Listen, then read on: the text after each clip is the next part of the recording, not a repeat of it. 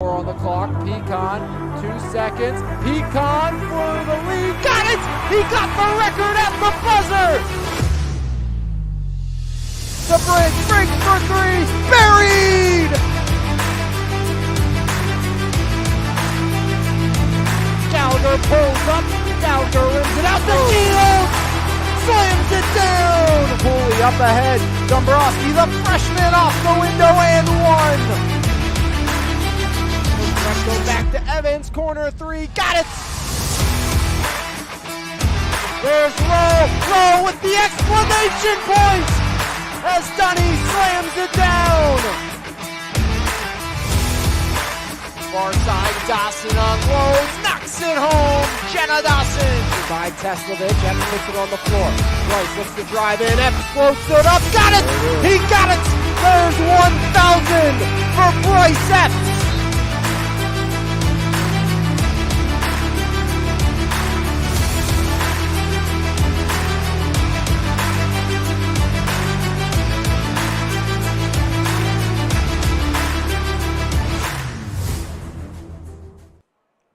The Valley Sports Guys podcast is brought to you live here from his place, Coffee Community, and more here in Monessen. I'm Jose Negron, joined by Alex Lyons, a little shorter of a staff here this morning as we return to the VSG podcast. Thank you for joining us here on our MVI Live YouTube channel.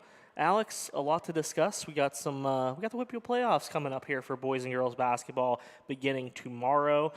We are here to take a look at the brackets, take a look at our local teams and their seedings, their matchups. A ton of local teams on both the boys and the girls side in the upcoming WPIAL playoffs as they make their road to the Peterson Event Center for championships in early March. But always an exciting time of year, Alex, and these teams I'm sure will not disappoint when it comes to their performance on the court. Yeah, absolutely. A lot of talented teams up and down the entire WPIAL brackets. And, I mean, we have some extremely, I think, wide open brackets where you never know what you're going to see. And, we have some where it's kind of the talent pool's a little thinner, which would make for a very interesting WPIAL postseason, which starts here tomorrow. And I think going through this, it's going to be really fun to watch to see, okay, who delivers, who's able to perform, and who is kind of wearing out at the wrong time, who's burning thin. And some of, I think, of our top teams, maybe seeding-wise, some of our top teams we thought throughout the year might be wearing a little thin come playoff time. Yeah, and it's been a long and grueling season for these teams, but I'm sure that they'll be ready once the time gets going for some of these playoff matchups. A lot of teams, we have 3 teams starting out their playoff runs tomorrow. We have 2 preliminary round games and a first-round game. A couple teams that aren't even going to be able to be playing until late next week. We have a couple teams that did receive first-round byes, but we will get into that as we move into the brackets. But we'll take a look at the girls' brackets first. Do we know why? I know we're starting with the girls' 5. Do we know why the McKeesport game is on Thursday? I do not. It was initially going to be Friday, and then they moved it. But there was no reason. Because it was even like on the original bracket release show, it was, hey, this game is going to be Friday. It said it on the graphic that they didn't have time to change. It was such a drop down. But it kind of makes for a more interesting Thursday with adding that McKeesport Tiger game in there. I'm assuming maybe just availability for one of the teams. And game managers, referees, maybe. So, I mean, that's been issues all the entire time, but right. We will start talking with McKeesport, but not that team on the boys' side, the team on the girls' side, who's I think in one of those very open brackets in 5A girls, but McKeesport, they got the 3 seed because of some issues they had during section play, losing 2 games to the 2 seed and 1 to the number 1 seed this year. Right, and I think McKeesport, like you said, they're the 3 seed. They will face number 14 Penn Hills on Tuesday, 7 p.m. Inside the Nene Campbell Gymnasium. They're on the same side of the bracket as Oakland Catholic, so it really looks like they might be on a collision course for round 3. Oakland Catholic won both regular season meetings and were the section champions. But McKeesport, they finished second in their section. They get a 3 seed. The Tigers are pretty happy with it. Talking with Amy Gumbert, she was happy with where they were seated. I think a lot of respect given towards the Tigers, maybe even taking into account the fact that they went on that long playoff run through the WPIAL and state playoffs last year with basically the same team. And that's going to be a big thing for the Tigers too, is that big game experience that they were able to get last year, playing a lot of tough teams down the stretch. They're going to, I mean, in order to get to the Peterson Event Center, they're going to have to get past Oakland Catholic and do something that they haven't been able to do all season, and that's, beat their section rivals. But if you're the Tigers, you got to be pretty happy with where you're at. Like I said, Oakland Catholic, the 2 seed in 5A. South Fayette was the top seeded team. They will face the winner of a pigtail game between Plum and Montour. The 4th seed was the Trinity Hillers, who we know pretty well, a lot of the girls in the Mon Valley Independent Summer Basketball League. But McKeesport, if they could get past that hump of beating Oakland Catholic, maybe we'll see them in that championship game against a pretty tough South Fayette team. Yeah, and I mean, I kind of like what the WPIO decided to do this year, which is something we don't see a lot of. But when you have 2 teams, and yeah, Oakland Catholic won both meetings, but they are very close teams. We saw how they played each other, and it's, okay, well, you know what, let's put you with the 2-3, and then we'll let you decide it in the semifinal instead of having a possible all WPIO championship game from one section. And we saw this, and we'll get to it later, in the 4A boys bracket as well, as they did the same thing with their 2-3 seeds. We'll get to that again down the line. But I kind of like that because it's, okay, these are 2 teams very much that could win a WPIO championship. So instead of saying, hey, let's have them meet in the championship, which would be great, don't get me wrong, but let them settle it out in the semifinals, because you know what? It's not a first round. It's, it's down the road, and, these 2 teams are probably going to get there against each other. But, as we were talking about beforehand, Jose, you never know what happens once the playoffs start. Right. And that's the thing, too, is, 5A is pretty stacked. If you look at what you have 2 teams on the same side of the bracket, the 1-2 teams from Section 3 in Oakland Catholic and McKeesport in the 2 and 3 seeds. And then a lot of respect was given to South Fayette and Trinity over in Section 4, with South Fayette being the 1 and Trinity being the 4. But then you also got, teams that are very talented. Look at a team like Lincoln Park. They were the 3rd place team from that Section 4. They're 17-3. So, and they're on the same side of the bracket, I believe, with McKeesport. You got a team like Armstrong that was 17-3. Team in Mars, those 2 teams shared the Section 2 title at 8-3 in section play. Indiana was unbeaten section champion in Section 1, 15-6 overall. Were the Indiana Indians, and look at them at the 6th seed. So, there's a lot of talent here, throughout Class 5A. So, you can't just assume that, McKeesport and Oakland Catholic can get even through that part of the bracket when you got teams like Mars at the 7, you got a team like Indiana at 6, and we've seen it a handful of times that lower seeds can come into the playoffs ready to go. This is the playoffs now. There isn't a bad team. These teams are here for a reason. Yeah, absolutely. It's a winner take all. You got to bring your best every given night, and if you don't have it, you're in trouble. Yeah. And McKeesport was one of 3 local teams that received 3 seeds on the girls' side. One of 4 local teams that received top 4 seeds. We'll kind of get into that as we go through. But one of the other 3rd-seeded teams were the Elizabeth Forward Warriors in Class 4A. They received a first-round bye. They won't play until next Friday, February 24th. They will face the winner of number 6 Highlands, number 11 Laurel Highlands. Of course, we all heard about the tragedy that struck Elizabeth Ford High School with the fire early Sunday morning. Elizabeth Ford won't be able to host their quarterfinal game. The site and time will be determined at a later date.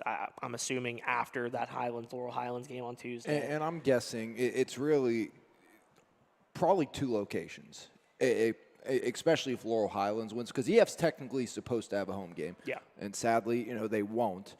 But, or maybe 3. Bell Vernon, if they lose to Greensburg-Salem, Bell Vernon is a prime real estate opportunity, especially if it is LH.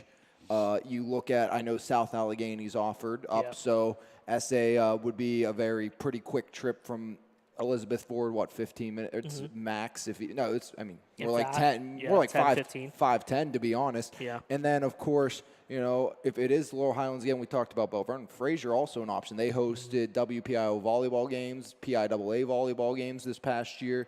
So, that's also an opportunity to look at. as Elizabeth Ford will be, in a sense, talked about. They've been in the semifinals a lot. They're going to be right back there most likely this year, as they're one win away from being in the semifinals once again.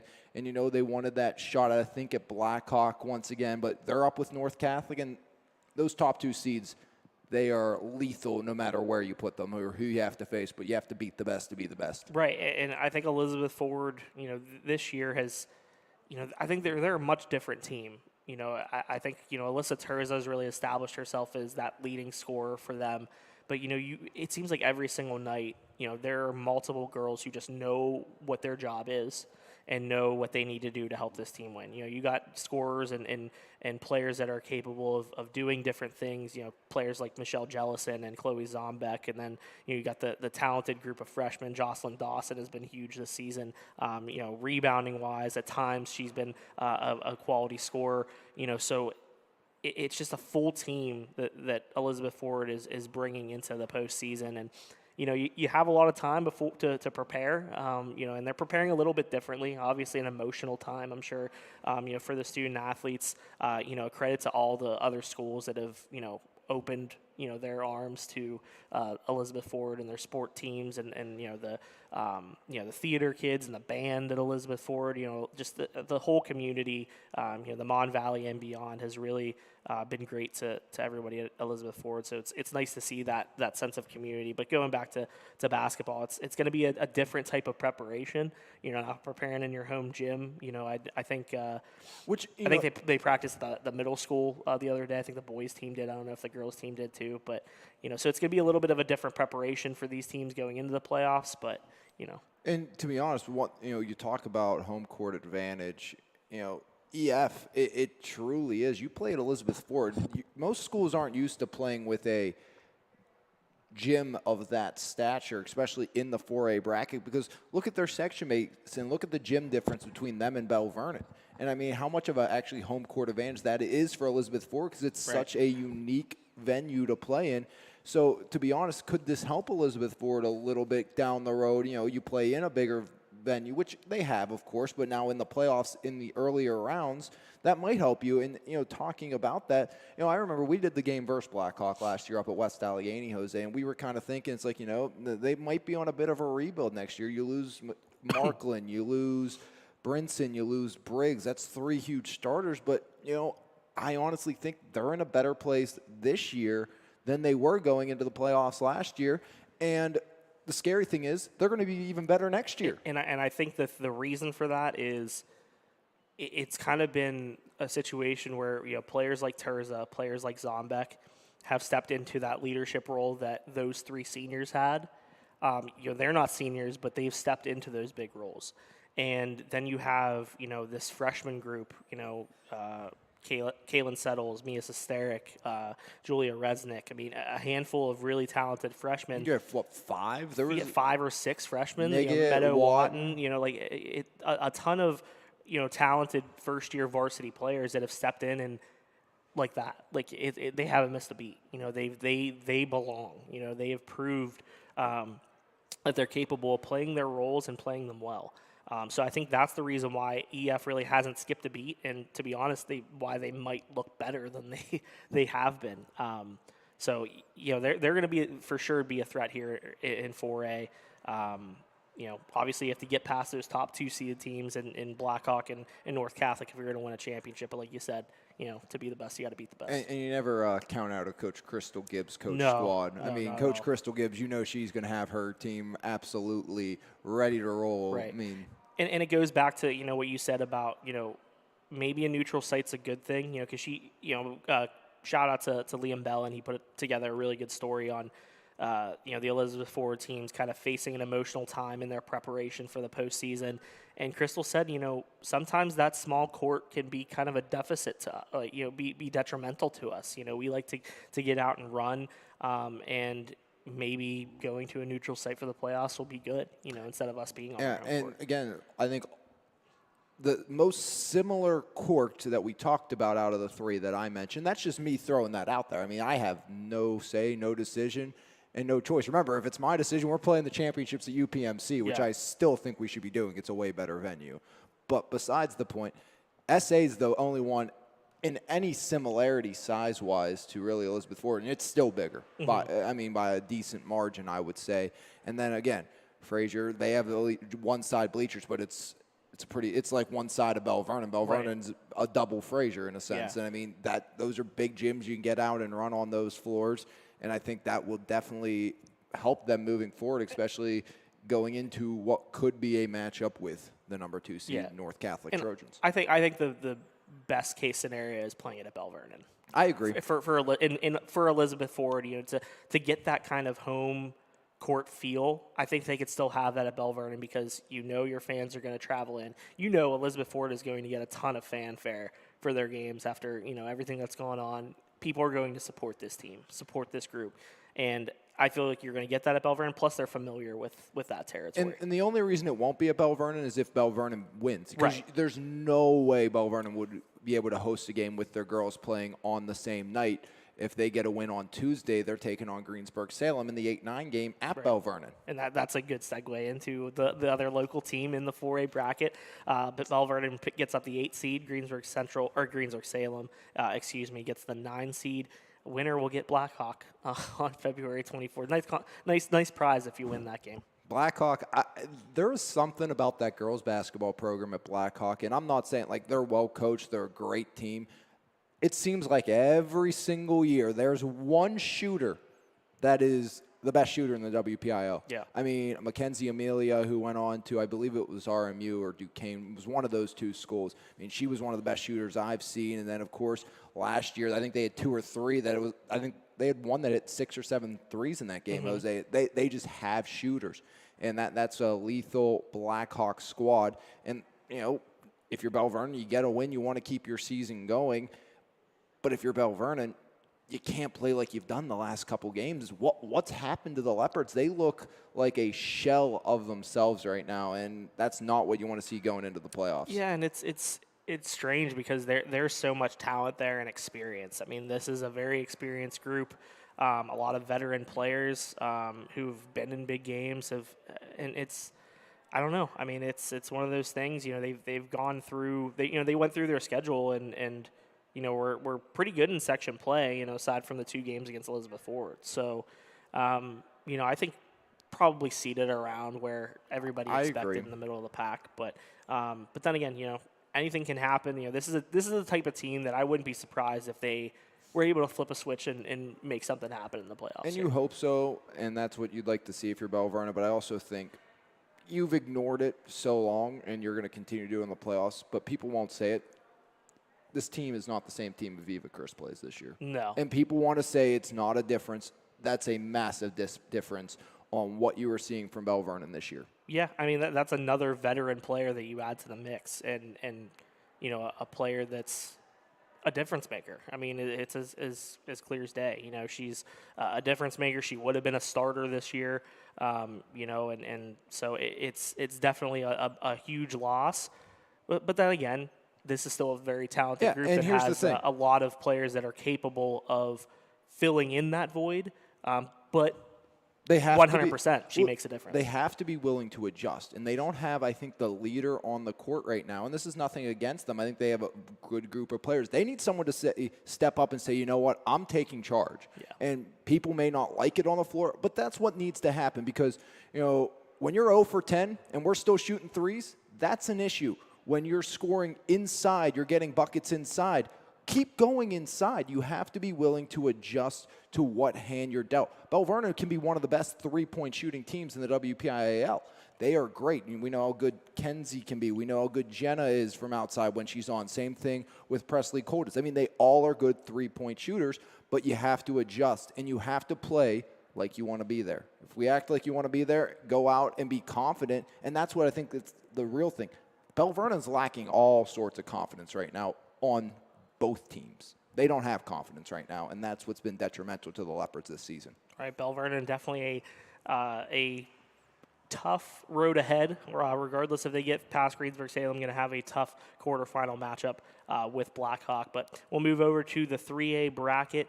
We have two teams there, starting with the 14th seeded Charleroi Cougars. Can we just start by apologizing to Mariah Ward for having to go up to Neshannock? I had to do that 2 years ago. It's not fun. Yeah. I'm sorry, Mariah. For a noon game at Saturday. Yeah, that Neshannock drive. You get to Aliquippa and you're like, oh, we got to be getting close. How far is that, like an hour and a half? No, it's like 2 hours. 2? Oh, it's bad. You get to Aliquippa, and that Aliquippa's a hike from down here. I'll tell you what, a lot of these, I'm pretty sure I've been in Neshannock, but after doing this for so long now, I'm just like, I don't remember. I vividly remember I went there 2 years ago for a Cal Neshannock girls game. We went up for a baseball game, didn't we? Didn't we cover Sarah Catholic at Neshannock for baseball? I didn't do that. That was the championship game. Was it the champion? Well, I thought we were there for some reason. What school were we at? I don't remember. I haven't been to Neshannock in a while, thankfully, and I haven't been there. I don't plan on going. We were at Plum a lot this year. Yeah.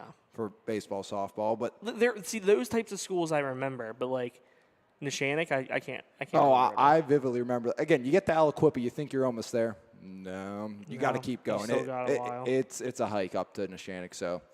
Well, the Cougars are going to have to make that hike for a noon tip-off on Saturday. They'll get the Neshannock Lancers in that game. Yock will have a pigtail game tomorrow, 7 p.m. at home against 17th seeded Beaver Falls.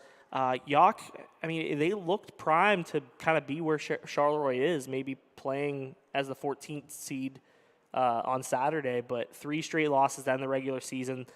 They had 4 straight victories over Southmore, Ligonier Valley, Brownsville, and Charleroi. They looked really primed to be in the tournament regardless and not have to play a preliminary round game. But then 3 straight losses to end the regular season against Waynesburg Central, McGuffey, and South Park put Yock at 10-11 overall, 5-5 in the section. They ended up tying with Charleroi at well, actually, no.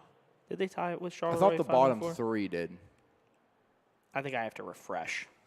Been a while since you've been on there, Jose. Yeah, bottom 3 did tie McGuffey, Charleroi, and Yock at 5-5. Yeah, I had to refresh. And here's the thing you look at. So that loss to McGuffey was big for Yock. Oh, absolutely huge. But, you go out, you play at home, and, again, you get rewarded with Shadyside Academy if you get the win. And we know one of those players pretty well up at Shadyside Academy. Yeah, and I mean, I don't know. Yock is going to be in for a tough one regardless if they get past us, but nice to at least host the game. Oh, absolutely. That's fantastic. I mean, big strides. And you're in the playoffs. Yeah, you are in the playoffs, and no one can take that away. Maybe. And here's the thing. Another one. Going back to Charleroi real quick. That team is a team that should easily be where South Park is in the seat. Not that I'm saying they're seated wrong, but because of what they've had to go through. Even if.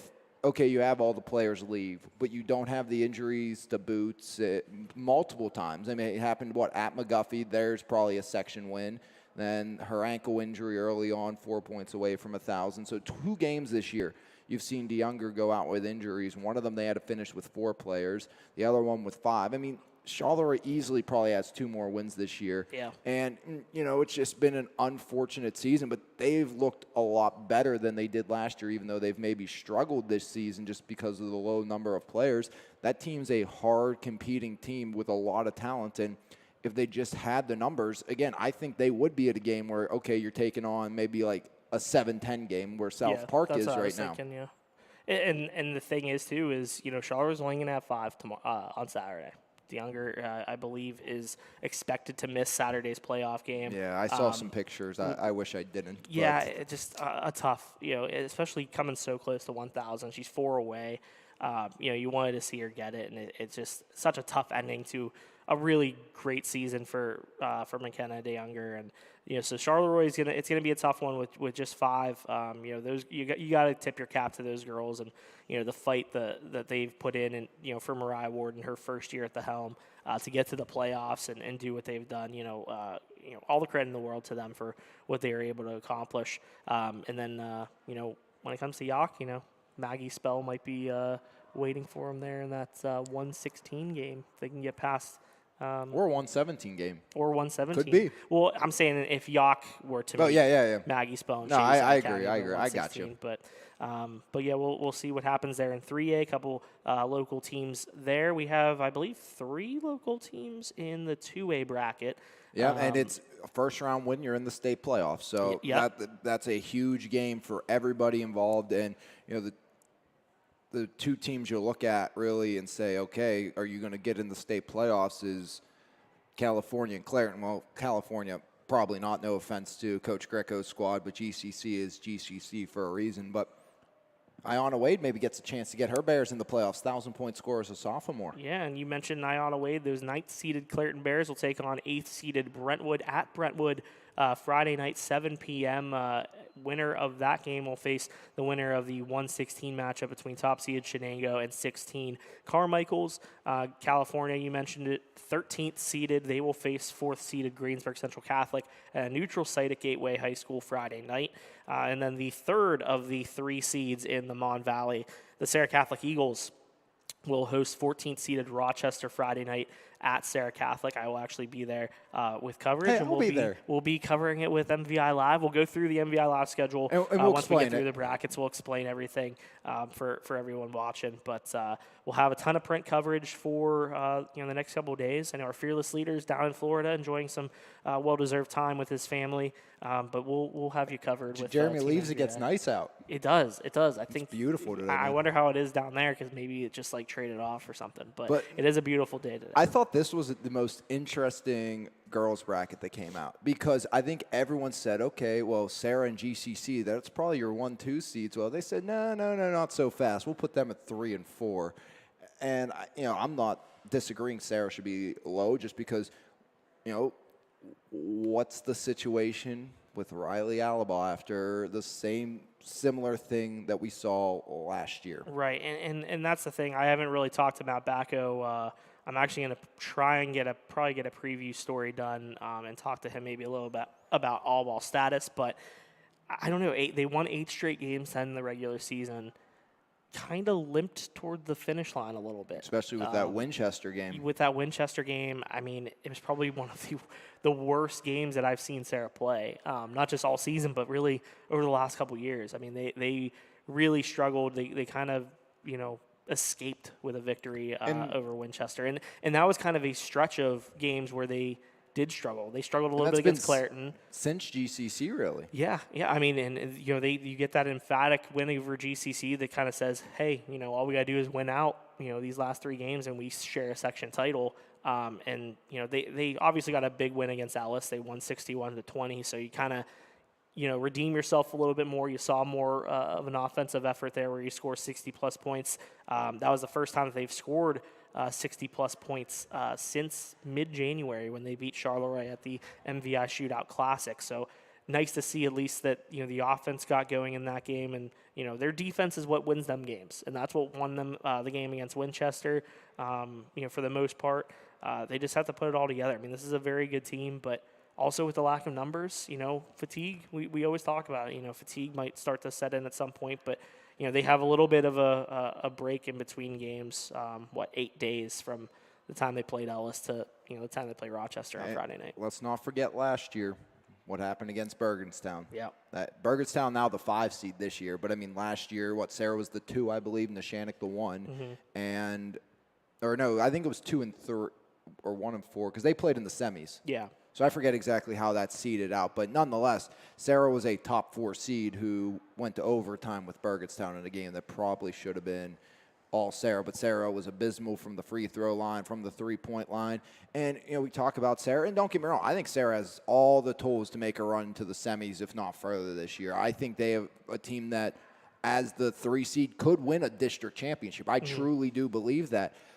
But when you look at it, you do have short numbers, and you have a starting freshman in Abby Jennison. I know Jennison is a good player, but are those bright lights going to be maybe too bright? I don't think so, but again, that's just things you look at. And I think, too, down the stretch of the regular season is they were going with lineups that weren't really familiar to them. They without All Ball in there, she's been a consistent starter in the mix, but now you're, getting some of your bench players that are, getting into roles that, they're not as familiar with this season.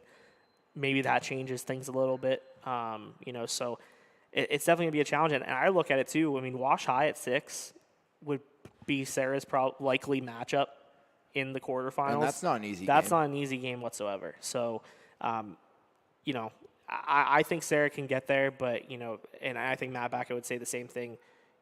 He believes in them. There's no doubt. He loves his players. He believes in them. He said, when I talked to him after that Winchester game, he said, they know that, but they also know that we need to play better basketball. Yeah. It's as simple as that. But we'll go through the 1A bracket. Only one team in there, and it's the 4th-seeded Monessen Greyhounds. They get a first-round bye after winning their first section title in 11 seasons. I can't even begin to explain, personally, like, I know we don't like to, play favorites or anything like that. Like, I don't like to do that, but very happy for Jeanine Vertaknik and what she's been able to do at Monessen. I mean, it's been a long time coming. She actually told me, we were 3-18 my first year at Jeanette. She said by the 5th year, we won a Whitfield championship. They were 3-18 her first year at Monessen, year number 5. Yeah, what are they going to do? Monessen gets that first round bye. They face the winner of St. Joseph Geibel Catholic next Thursday. And that's a big win for them against West Green, giving them this. That was kind of the first monkey off their back. And now the question is, how's that playoff?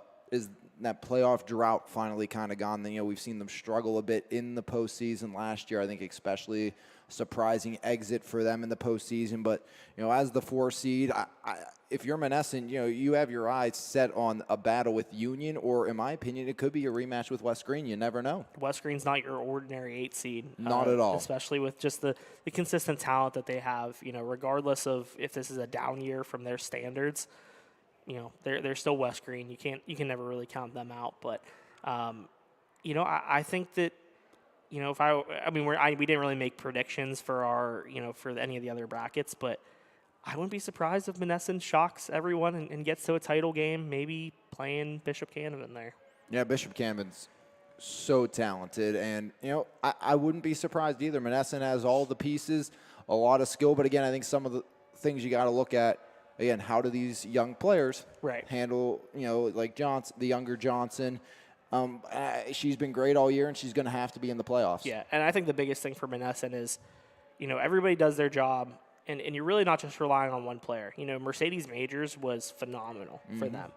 But now when she graduated, you needed to kind of, replace that productivity with multiple players rather than just one lethal scorer. And I think a lot of times teams are better when you lose a star and you have a more well-rounded lineup. Yeah.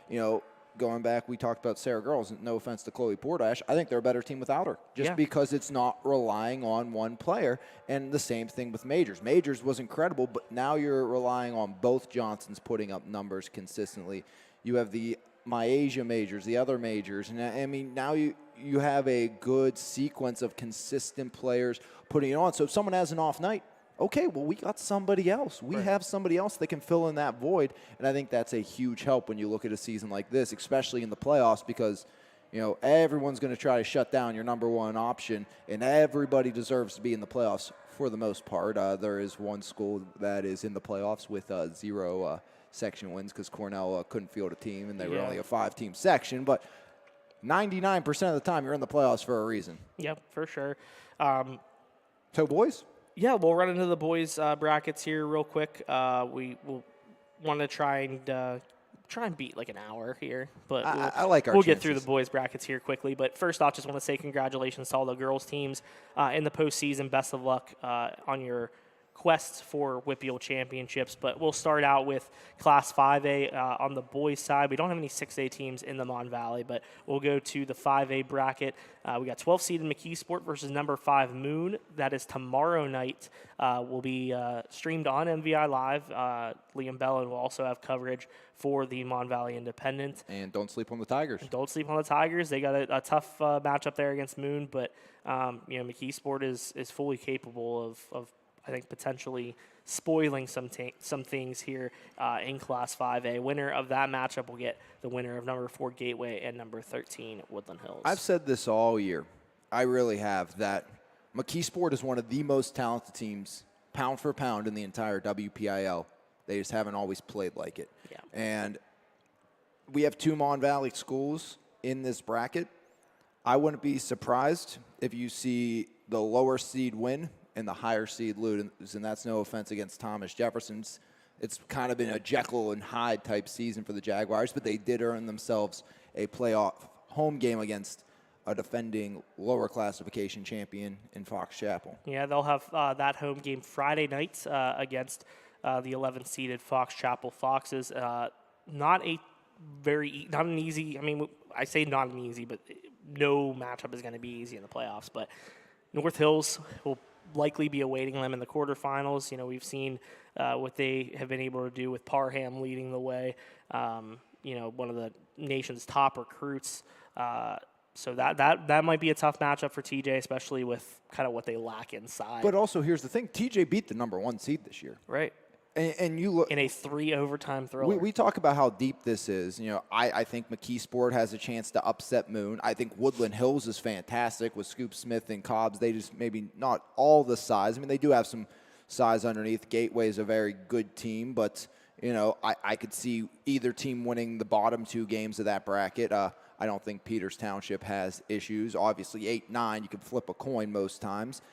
Penn Hills probably doesn't have any issues. Bethel, I would be in no surprise with them winning. They had a chance to beat TJ.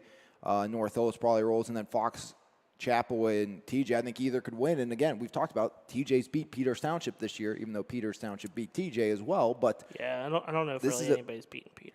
I don't think so either. But I mean, it's just saying, hey, this is a pretty deep field where I think a lot of lower seeds, if you're going to get a Cinderella, it's either in 5A or where we're going next in 4A.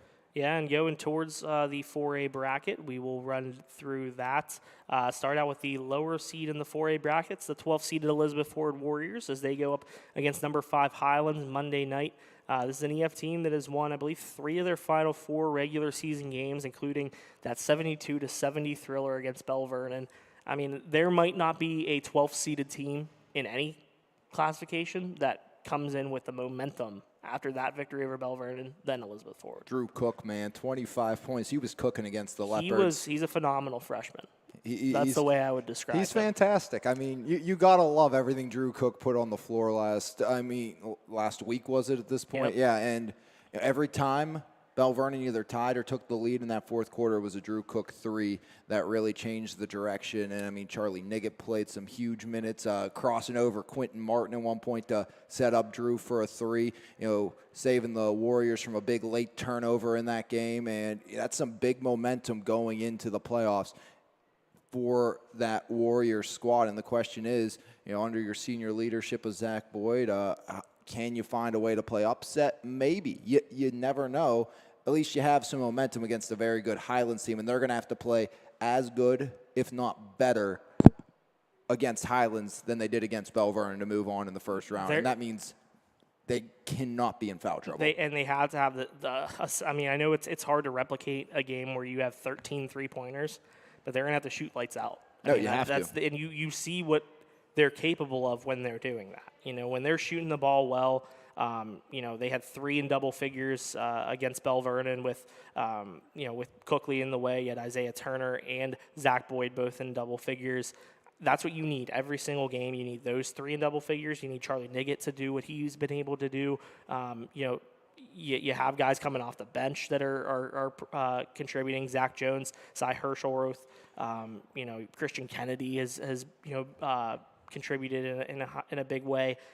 So if they're all doing what they have to do, I mean, this is an EF team that can be very good. They have a very good group. We talked about how good they were coming into the year and just kind of never – I mean, 2 guys you expected to start didn't step on the floor this year, so people had to step up and, they still found themselves in the playoffs and, no pigtail game thanks to their win over Bell Vernon. Right, and I think it took some time. You have a new coach, obviously, in Nolan Larry, but I think he's done a great job helping this team kind of adapt as the season went on. You knew that it was going to kind of be that way where, you're going to get better as the season goes on. And that's what they did down the stretch. They got a big victory over Southmoreland that put them in a good spot. And then, they play their best game of the season, best first half of the season against Bell Vernon. So, Highlands is a tough matchup, but, you never know. I mean, it's EF's going to go in there with nothing to lose, and all they can hope for is that they can pull off some upsets and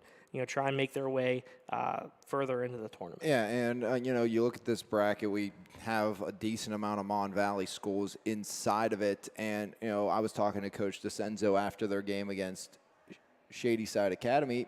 He was thinking one of two spots, hoping for one. He didn't get either of them. He was thinking 5 or 6, possibly hoping to get the 6th seed.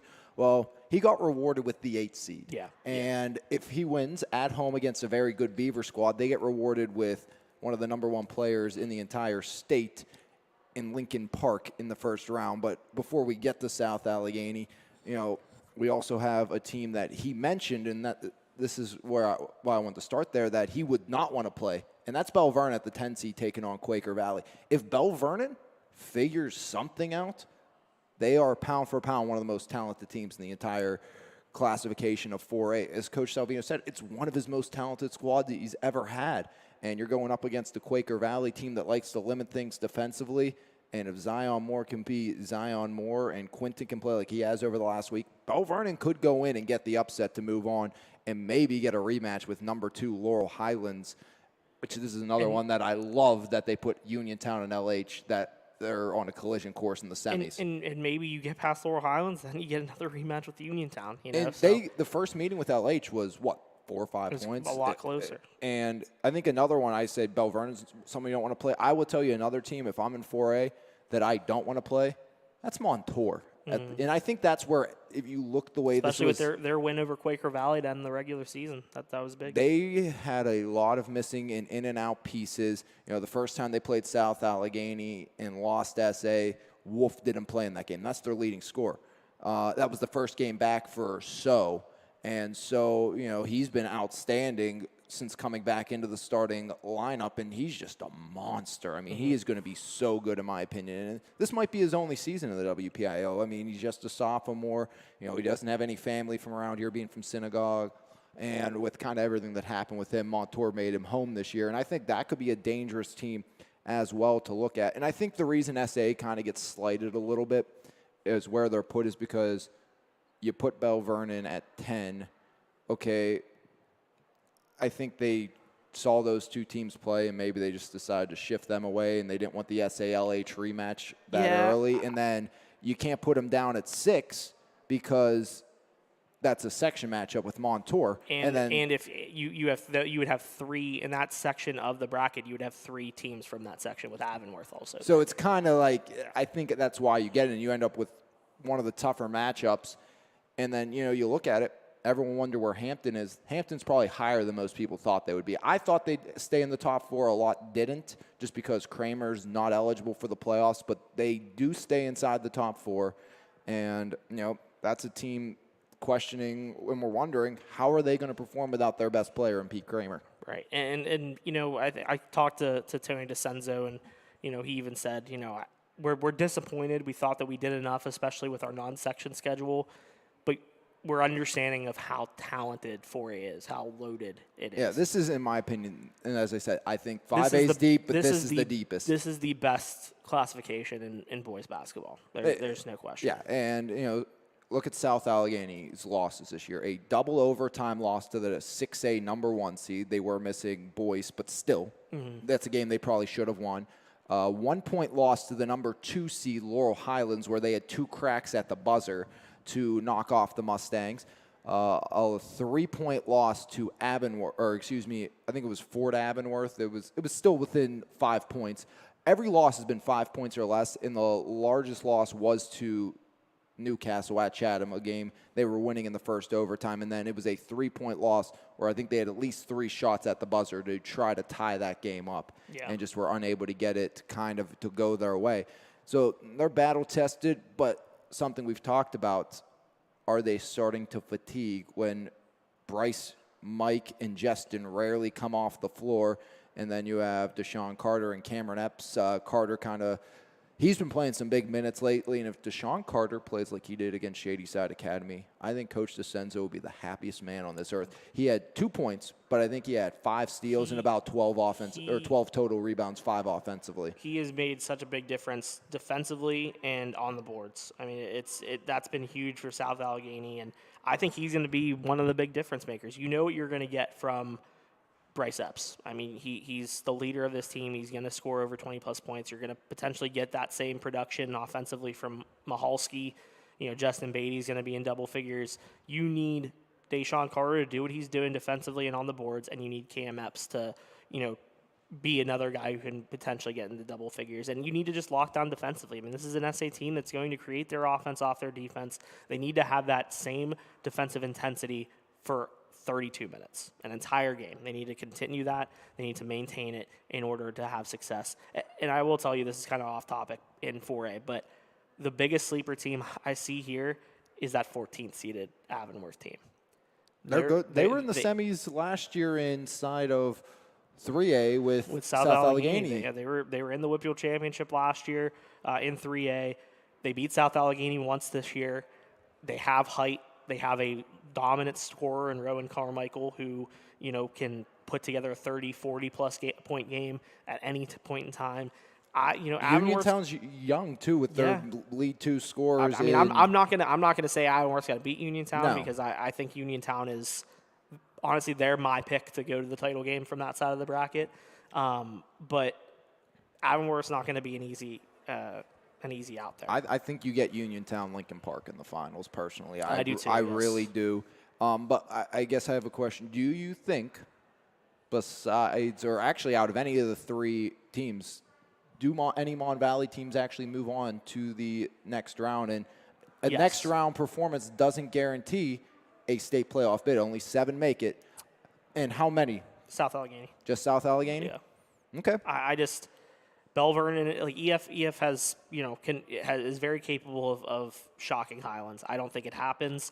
Bell Vernon, there's just the talent is there. There's no doubt about that. We've said it all season long. They just, when you think that they're, after that North Hills game, you really thought like, okay, this is a team that's finally figuring it out. And then they go to Uniontown and can't get the job done. The loss to EF had to be deflating. You saw the frustration setting in for those players on the floor. I don't know. It just doesn't seem like it's. That's why I think they win. Really? Because knowing the way those players are, knowing Zion, and just from Summer, Alonzo, Quinton, and here's the thing. This could be Quentin Martin's last basketball game. Yeah, and if he enrolls early, which I think is a possibility, then this is possibly his last basketball game. Yeah. Him and Zion both are approaching 1,000 points. A deep run in the playoffs, they could do that, and that means getting into the state playoffs. Right. But my thing is, I don't think they want this season to end this way. They have so much to prove in about a week off with Coach Joe Salvino in the gym. If they don't come out and play the best game they've played all year, I would be, or at least a top 3 game, a key sport level game, I would be surprised. And that's the thing, I'd be glad if Bell Vernon proved me wrong. Listen, I've been proven wrong a ton of times throughout my career. I'm not afraid to admit it, and I don't mind it. It's completely fine. I just don't, this is a team that you saw in the Elizabeth Forward game. It was the first 3, or maybe first half at least, it was like they just forgot to show up. Yep. And we've seen that so many times where in the first half they just start slow and they just think that, hey, we can just go through the motions and we'll be fine. But no, that's not the case. This is Bell Vernon. You are coached by one of the best coaches in Whippeal history, in state history, and you have some of the top talent in the WPIL. Every team that faces you is coming after you. They are coming to when you saw the emotion on that Elizabeth Forward side when they got that victory. That was a huge win for Elizabeth Forward because it was against a team like Bell Vernon, a team with that much talent. Obviously, the rivalry is a factor in that as well. Broke a 9-game losing streak. Broke a losing streak to that rival. But it's because of who you are. You are Bell Vernon. You have some of the top talent in the district, and you need to come out and play a full 32 minutes like you did in the second half really against Elizabeth Ford, like you did in the second half against Laurel Highlands the first time out, like you did in the second half against Uniontown the first time out, and like you McKeesport. did against McKeesport, like you did against North Hills. These are all games where in the second half you looked like Bell Vernon.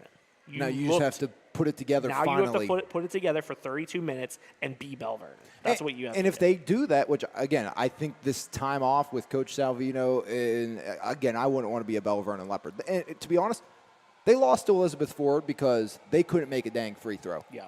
You make a free throw, you win a game. It's as simple as that if you're Bell Vernon. And it sounds harsh because Bell Vernon has all the expectations. Coming in this year, people thought Bell Vernon had a great shot at being the section and possibly a semi-finalist once again, if not a WPIL finalist. And right now, Bell Vernon, if they put it together, they've shown they can be that team. And I'm not saying they're necessarily going to win, but I would be shocked if they don't look at least like Bell Vernon when they take on Quaker Valley on the road. 100%. I would love to see Bell Vernon be the team that they should be. I mean, we have not really seen it this year. We have not seen that Bell Vernon team that in a way has kind of disappointed this year. I mean, that's just the way it is. This is a team that has all the talent in the world. They're good kids too. We've gotten to know them. We know how they are. We know that they're dedicated to what they do. We know that they love the game. They just got to put it together. And if they do it against Quaker Valley, then I wouldn't be shocked if they pull off the upset. And hopefully, we hope all of the Mon Valley. We hope all our Mon Valley teams. Yeah, we want them all to win. So we'll clarify that. Yeah, we give our opinions. I'll if you prove me wrong, I'm happy for it. So, one team in 3A.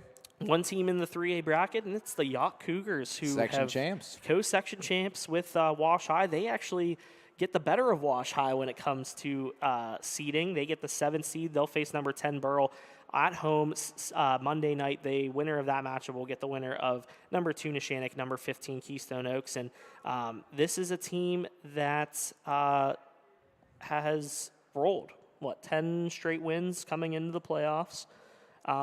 A ton of guys contributing, led by Tarek Crosby and Austin Matthews.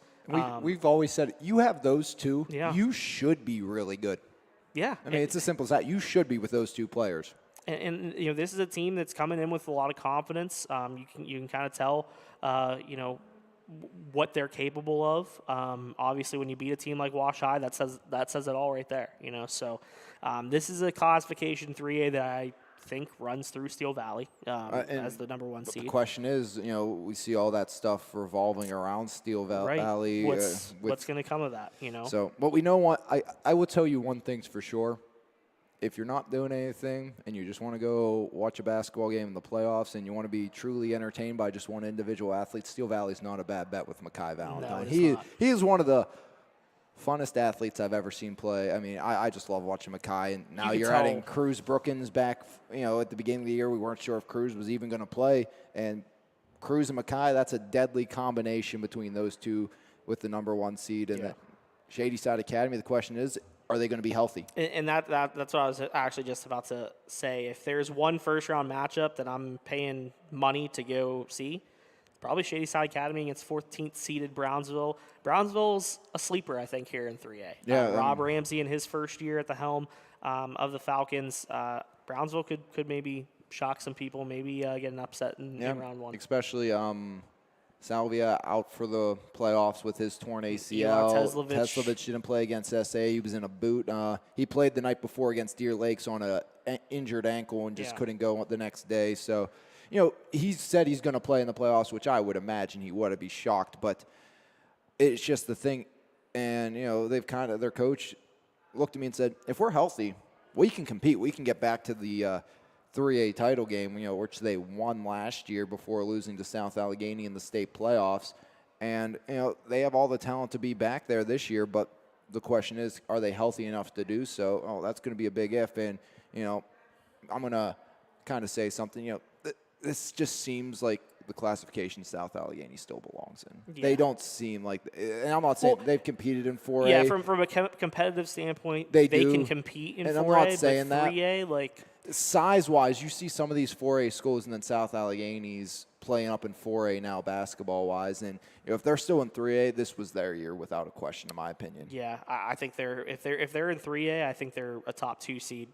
I think without question. I think they're number one probably. And honestly, I think like those Steel Valley games last year were probably some of the best games that I've covered in 6+ years here at the paper. Like they were just, it was one of those games that even like I don't, the outcome never really affects me in terms of, I'm just a reporter that, tells a story.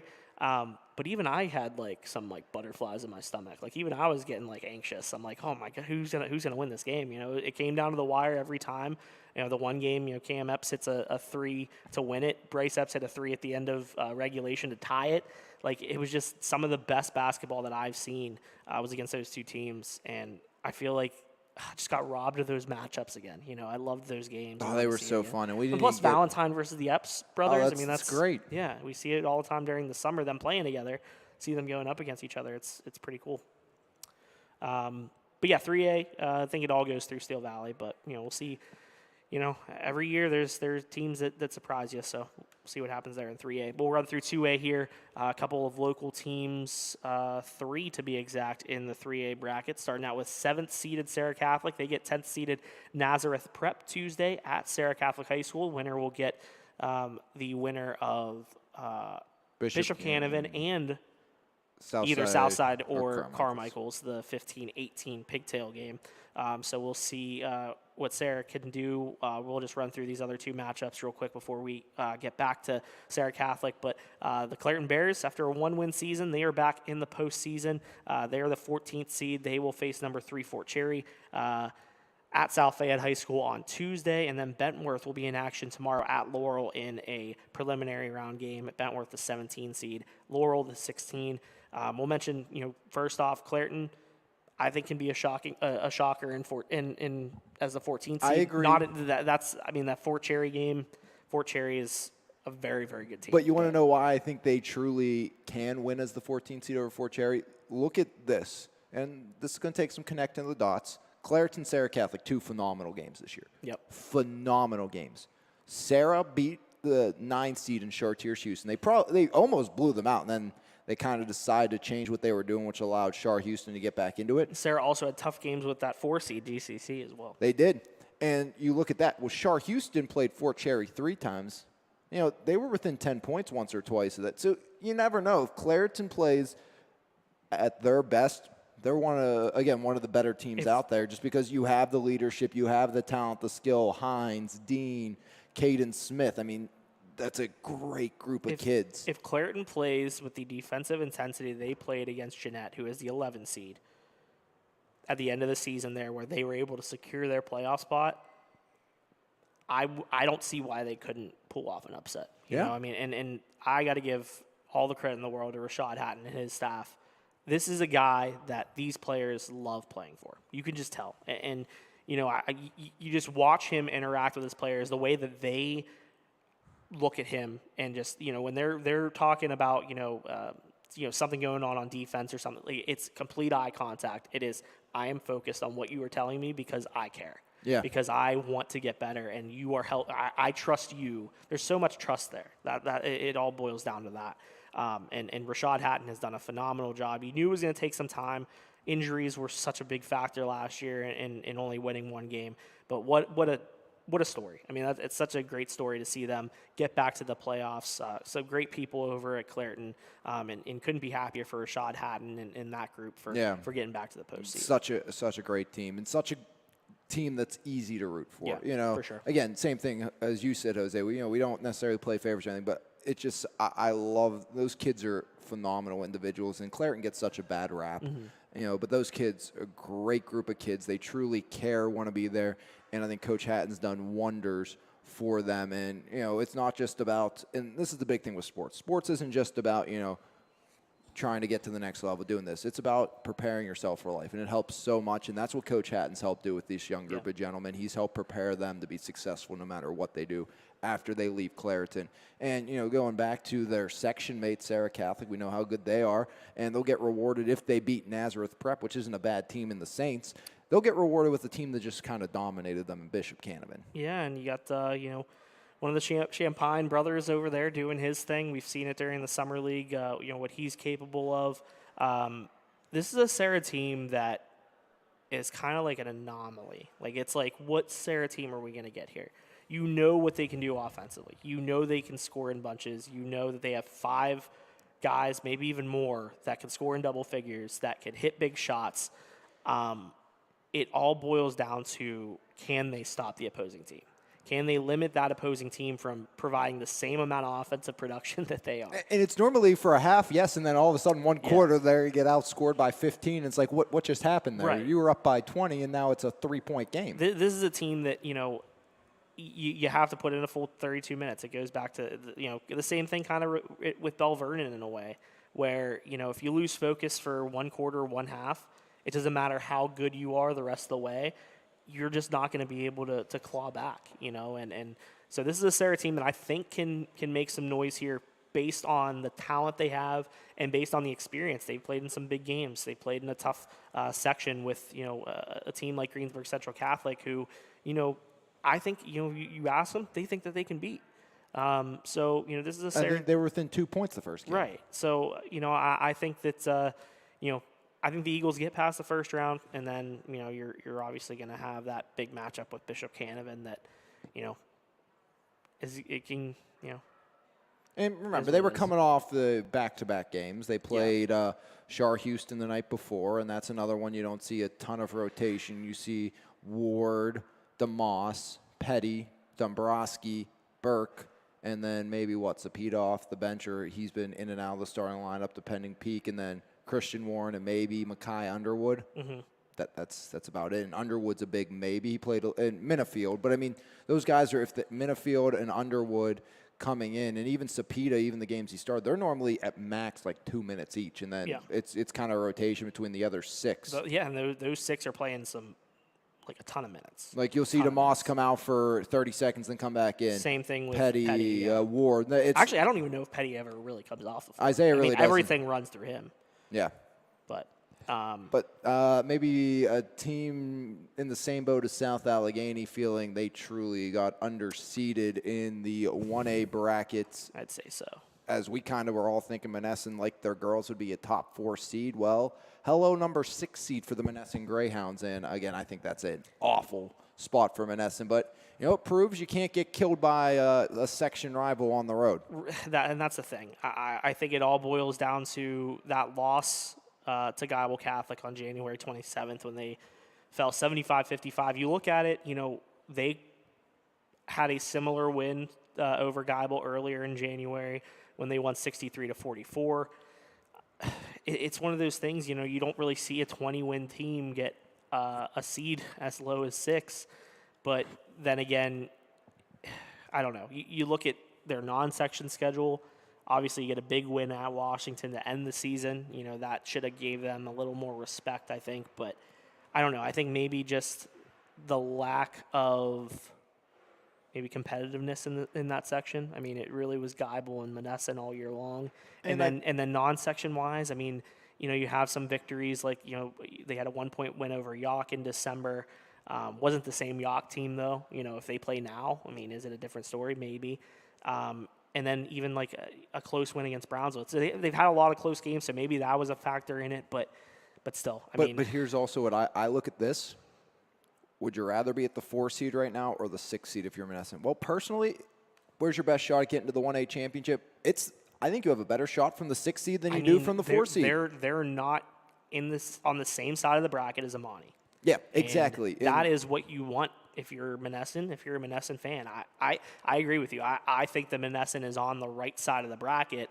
I think that they just would have preferred to be that 3 seed and get that bye, which they would have gotten if they beat God. Yeah, and the thing is, I think they were complaining and upset, okay, we still should have been ahead of Geibel. Well, I'd rather be the 6 than the 4. You had to sweep Geibel to get the 3, and you would have. You would have got the 3, which would have been fantastic because then you're playing off a bye. But you know what? Sometimes that bye hurts. Mm-hmm. That time off. And, going back to Elizabeth Forward girls, what the heck is that stretch of time, off for the EF girls? Wild. I mean, Carlington versus Monessen or Western Beaver, that's going to be on the 22nd. Right. That's Wednesday. That's 5 days. You have to go all the way to the 24th for the EF girls play. So sometimes a stretch like that really kills you. Yeah. And, I know with Monessen, you want that bye. But, again, if it's between the 4 and the 6, I'd much rather have the 6 seed because I think you have just as good of a chance from the 6 seed as the 4 seed to make it to the semifinals, and you have a better chance against Union or Amani in the semi. I would say you have a better chance against Union. Yeah, I mean, if I'm Monessen, obviously you feel a little slighted, and I get in the moment feeling that, but at the same time, you're on the opposite side of the bracket from the number 1 seed, the team that everybody looks at as being the team to beat in 1A, and rightfully so. Do you think anyone touches them? No, I really don't. I don't. Do you think there's any games within, close really even? No, not really. And the thing is, too, is I think Monessen has a legitimate shot. And this is the thing. Monessen's had some close games, which is good because, that's what you're going to see, especially on this side of the bracket, against Western Beaver, against Carleton, against Union. Who are likely the teams that they would face if they continue to move on. But this is a Monessen team that, if they put it all together, without question, can get to the Pete. I mean, you know how good Lorenzo is and Jashawn is, and those two. A kid like Devontae Clayton has really made strides. Has really stepped into that starting lineup and given them a boost. Jayshawn Blackman has been phenomenal as per usual. I think Thompson's been some great depth for that team as well. Sure. A lot of guys coming off the bench and really impacting this lineup. Now, our defending Mon Valley Coach of the Year and Dan Bosnick, he's got his team ready to go. And again. I will never doubt Dan Bosnick and his coaching staff and their ability to get this team ready. We've said it a handful of times that he was the perfect coach to follow Joe Salvino at Monessen. Yep. And he's a guy who's going to have this team ready and good to go. Especially, last year, they faced a tough GCC team in 2A. Now you drop down to 1A. I think this is, where Monessen belongs. This is where I feel like they can actually, have a shot of going all the way. It's not going to be easy. I mean, we can reiterate that as much as we want. None of these matchups are going to be easy for any of our local teams, but it's the playoffs. It's not meant to be easy. Right. It's not meant to be easy, and I think it's also a good thing for Monessen, to feel a little slighted, feel a little bit of motivation coming into this postseason. It's that same thing we talked about with Bell Vernon. Do you want to go out and say this is how we decided to end our fate? Because we got mad, we're the 6th seed. Or, as I said with Bell Vernon, we're not playing like ourselves. Well, if you're Monessen, go out and prove. There's one way to tell the committee they were wrong, and that's by proving it on the floor. Right. So go out and do it. If you go out and do that, then that's the easiest way to say, hey, we got slighted. You have to prove now that you got slighted. It's like, all right, look, you were wrong. Yeah. So yeah, we'll see what the Greyhounds can do if they can continue the rich tradition of Monessen basketball. But got to give the Greyhounds a ton of credit. 20 wins during the regular season, another phenomenal season for the Hounds. Yeah, so. Great seasons all around for our local schools. A lot of schools in the playoffs, and all starts tomorrow as it's tournament time. It is, and it is tournament time on MVI Live. Alex, you want to kind of run through the deal that we have going for postseason coverage? Yeah, so our games are up on the site right now, so you can go look to get to the games. Obviously, you can go on the Trib broadcast calendar, same deal as last year for the playoffs, and it'll take you right to the game of the evening, of the night. No charge for the postseason, obviously. A playoff game throughout the entirety. As long as we have local teams around, we will be streaming.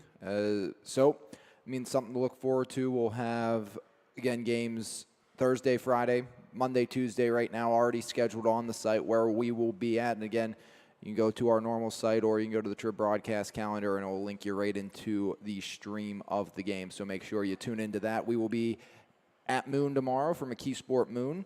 And then on to Sarah Catholic Girls on Friday. We'll see the South Allegheny boys on Monday as they will take on the Beaver Bobcats. And then rounding out our first 4 games in our first round coverage, that will be the Sarah Catholic boys versus Nazareth Prep at home for the Sarah Catholic boys. So make sure you keep updated on our social medias, on the website to see what games we will be covering, when they will be, all that good information. Of course, as always, we'll have award-winning coverage inside the Mon Valley Independent paper of the majority of our local teams. There's more local teams than there are us, so Yeah. it makes it kind of tough. We cannot be everywhere, especially with our fearless leader soaking up the sun in Florida.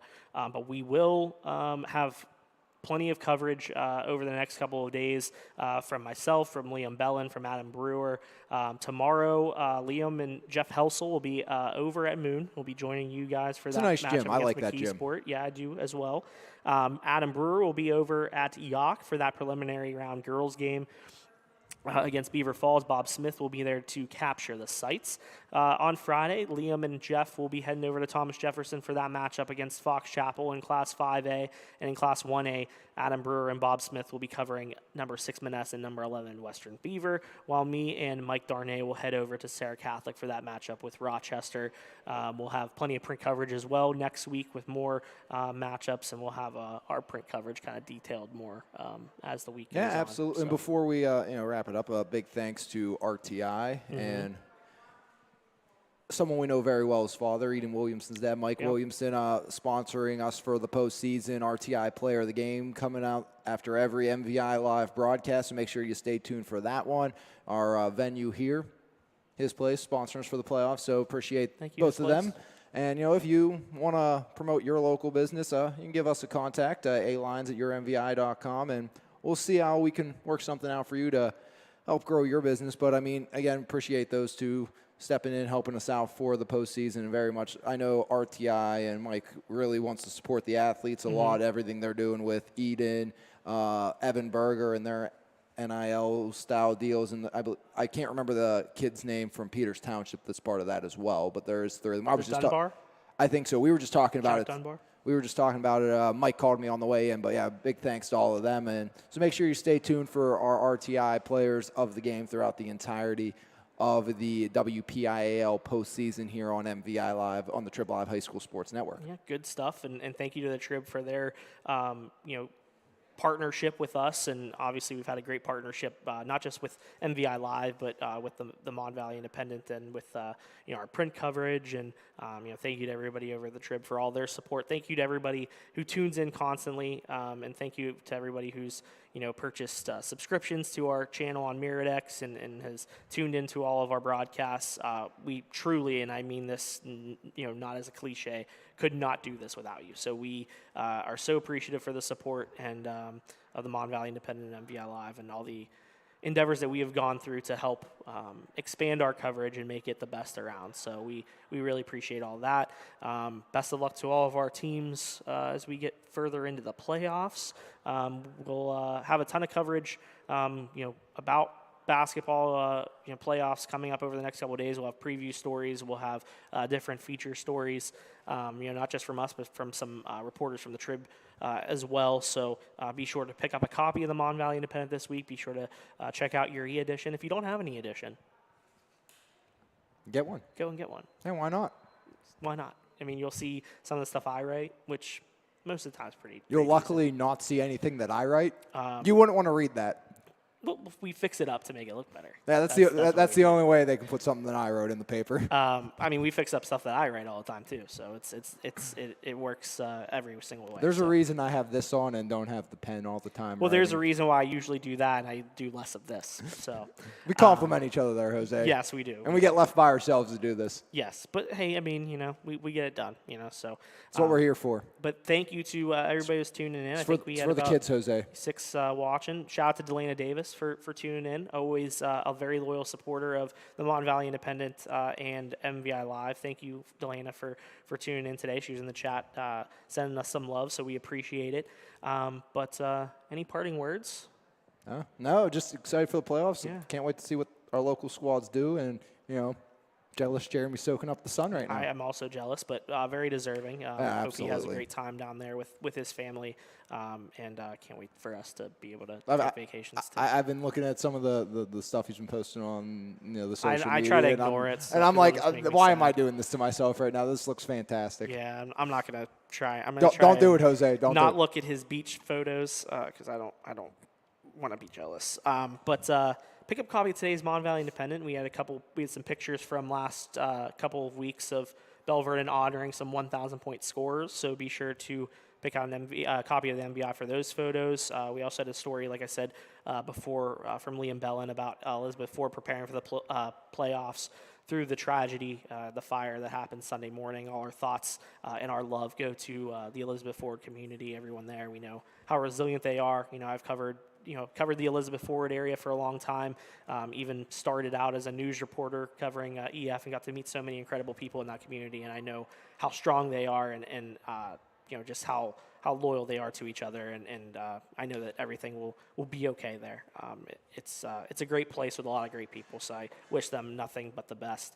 And also had a story in today's paper on Gianna Anderson from Bell Vernon area, who is taking her track and field career to St. Francis University that I put together for today's MVI. Also inside, reran a story that I did for Monday's edition on Sarah Catholic's baseball reunion on Saturday. Big shout out to Brian Zareka. He just called me. Did he? Yeah, I talked to him yesterday about baseball season. He's ready. He's ready. They were already at the field today. So I see a lot of those guys all the time. Kids always coming up talking to us. Yeah. Carp, Petty, DeMoss. They're going to be fun to watch again. Great people. Got to talk with Carp and Joey DeMoss on Saturday. Matt Loftus was at the reunion, a former state champion with the Sarah baseball team. Got to reunite with an old friend, Wayne Hydak, who was on that state championship team, won a Whitfield championship back in the day with Sarah as well. Actually grew up bowling with him and got to see him for the first time in 10 plus years. So it was cool to see him and see his family. Got to talk with him for a story. For the story that I wrote in Monday's edition. So that was republished in today's print edition. So if you don't have a copy of the edition and want to pick up that in print, it is in today's print paper. So, but yeah, thank you to the Sarah Catholic Baseball Program for allowing me to attend on Saturday and put together a story kind of recapping a very special night for former and current Sarah players, coaches, and parents. It was pretty cool. So. But yeah, we'll wrap things up here. Thank you again for tuning in to, what episode is this? 76. 76. Episode number 76 of the Valley Sports Guys podcast. We are 24 away from 100. We're still 24. not sure when that'll be or how we're going to celebrate, but it's going to be big. We're also 6.5 hours away from the official start of NASCAR season. And, and Jeremy, Daytona 500, Kevin Harvick's winning it all. And Jeremy and them are here to yell at us for bringing it That's up. So true. I just had to do a qualifying tonight. Very excited. All right, give me your prediction. Who's winning it? The 500 or the Cup Series? The 500. 500. 500 and Cup Series champ. Ryan Blaney wins the 500. Larson gets back to victory lane of the Larson championship. gets the championship. Okay, Hey, I'm going to say, Jose, come on, buddy. Oh yeah, I'm going to say that Kevin Harvick wins the 500. I hope so. I'd like Harvick. And you ready for this? Is he winning the championship? No, this is going to be my hot take. Hottest take you might hear all year when it comes to NASCAR. You ready? I'm listening. William Byron is winning the Cup Series championship. Taking the number 24 back to victory lane. He's never even made. I think last year he made the top 8, right? I believe so. For the first time in his career. Because Larson he's winning it all. blew out his toe link. Yes, William Byron is winning it all. He's going to win at home or win at Phoenix in the season finale, and that's how he's going to win the championship. Is Ty Gibbs the new Ross Chastain of this year? Probably. I mean, I don't know. Has he even? Oh, yeah, he did race a couple Cup Series races last year. He did.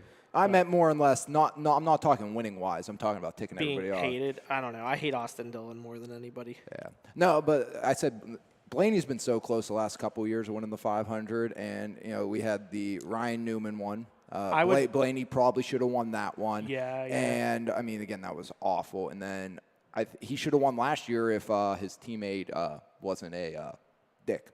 Yeah. I don't like Austin Cindric either. So I like Blaney. Yeah, I would not be surprised if Blaney wins it. Also, wouldn't be surprised if my pick for the Cup Series championship would win. No, if William you ask Byron me, has had really bad luck in the 500, but he does have a win at Daytona. If you're asking me and saying you have to make a bet on it, would you pick a repeat champion this year or would you pick a new champion? And I had to bet, I would, even though I think, and more or less I hope Cal Larson wins the NASCAR Cup Series championship again. And the reason I think he finally got some momentum after getting knocked out of the playoffs last year. And I think if he was racing in that final race of the year, he probably would have won it. But when you ask me, okay, you have William Byron, never won one. Okay, you have Ryan Blaney, never won one. And if he would have just won a race last year, he probably would have been competing in the top 4. Denny Hamlin's never won one. I mean, those are three pretty dang good drivers to say, wow, they could win a NASCAR Cup Series championship. I mean, then you have Christopher Bell even. I mean, I'm excited. Who was in the championship for last year? He was, yeah. I'm very excited to see this season, and it'll be fun. The duels tomorrow, qualifying tonight, Truck Series Friday. Like, I just wish they would put the number back in the middle of the car. I'm right there with you. I'm right is that too much to ask? No, at least they're starting to do it. It just bothers me so much. It's getting better. Why. It's getting better design-wise. They're starting to grasp it. But if you look at the design between an Xfinity or a truck versus the Cup car, it looks so much better. It just bothers me so much, and I can't. It's going to be fun. I'm excited for racing season, Jose. It's here. It should be exciting. I get to watch every once in a while. I don't watch as much as I did when I was younger. I was a huge NASCAR fan. My dad, a huge Jeff Gordon guy growing up, and I've always kind of been a Kevin Harvick guy. So this is going to be a special year for me because I'm going to see my favorite race car driver, probably of all time, call it a career. Yeah, I've been getting at my dad, and I was like, all right, Dad, where are we going this year? Because 2 years ago, I went to the 600 and then the playoff race at Martinsville where the hack became awarded for Alex Bowman. And I might need to get to a race. You want to hear the most interesting thing? On my way home from the Martinsville race is when I officially decided that I was going to take this position. Nice. Yeah, and then I went to I convinced my parents. We were coming back from vacation to go to Richmond last year. It was the day we were driving back was the truck race, and I said, hey, why don't we go to the truck race and the Cup race in Richmond on the way back from the beach? And somehow, some way, that worked out. Nice. So that and a lot of dirt car racing, I'm very excited. I've only been to Daytona, and it wasn't for a race. Me and Bree got to, on our honeymoon, we got to go down to Daytona and tour the track and all that type of stuff. I definitely left with a few souvenirs, one of them being a Kevin Harvick hat that I think you've seen before. I've seen the Harvick hat. My mobile one, Kevin Harvick hat. I also bought a couple of die-cast cars that I collect. So. We don't need to talk about that. I have more die-cast than I even have close to having room for. And anytime a new one comes out, it's bad. Me and my cousin make jokes about that, but it's fun. I love it. I love it. It's great. I will say this segment is brought to you by Jeremy Salou. That's right. This is what happens when you leave us alone. That's right. We'll talk some NASCAR. But yeah, thank you all for tuning in. Thank you to anybody who's actually stuck around for that discussion. Actually, they all stuck around. There's like five. Yeah, there's like 5 people. Well, 4 if you can count me. This one says 6, and I have like 6? the back end one. Well, thank you to people who actually stuck around and allowed us to talk about NASCAR, and you still stayed. Like, that's pretty impressive. So thank you to everybody who tuned in today. For Alex Lyons, I'm Jose Negron. Enjoy the rest of your Wednesday, everybody. We will be back here again next Wednesday. We'll talk a little bit of Whip Wheel playoffs, and we'll go into the rest of the playoffs. So thank you, everybody, for tuning in. Have a great day.